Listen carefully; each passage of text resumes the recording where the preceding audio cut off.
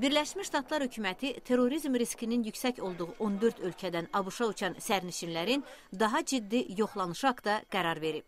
Yeni təhlükəsizlik tədbirləri dekabrın 25-i Milad Bayramı günü Amerika təyyarəsində bomba hücumu cəhdindən sonra həyata keçirilir. Nəqliyyat Təhlükəsizliyi Administrasiyasından bildirilir ki, Birləşmiş Ştatlara terrorizmi dəstəkləyən ya da terrorizm təhlükəsinin güclü olduğu ölkələrdən səfər edən şəxslər daha ciddi yoxlanılacaq.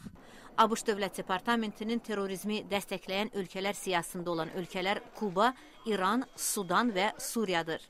ABŞ mətbuatının verdiyi məlumata görə Əfqanistan, Əlcəzair, İraq, Livan, Liviya, Nigeriya, Pakistan, Səudiyyə Ərəbistanı, Somali və Yəməndən səfər edən sərnişinlər də daha ciddi şəkildə yoxlamadan keçiriləcəklər.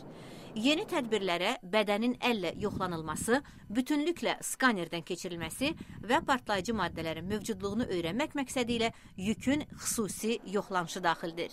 Administrasiya həmçinin təhlükə olduğu halda geniş yoxlanış texnologiyalarının hamı üçün tətbiq edilməsi və ABŞ hava nəqliyyatı sərnişinlərinin də ara sıra yoxlanması haqda qərar verib.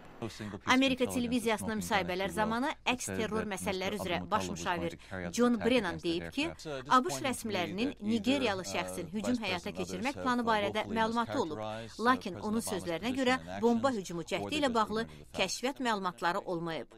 Ağ Evin bildirdiyinə görə 23 yaşlı şübhəli Ömər Faruq Əbdülmütəllab haqda kəşfiyyat məlumatlarının bölüşdürülməsində səhvlərə yol verilib. Lakin Ağ Evdə insidentlə bağlı araşdırmaya rəhbərlik edən John Brennan deyir ki, ABŞ agentliklərinin məlumatların bölüşdürülməsinə meyilli olmadıqlarına dair dəlil yoxdur.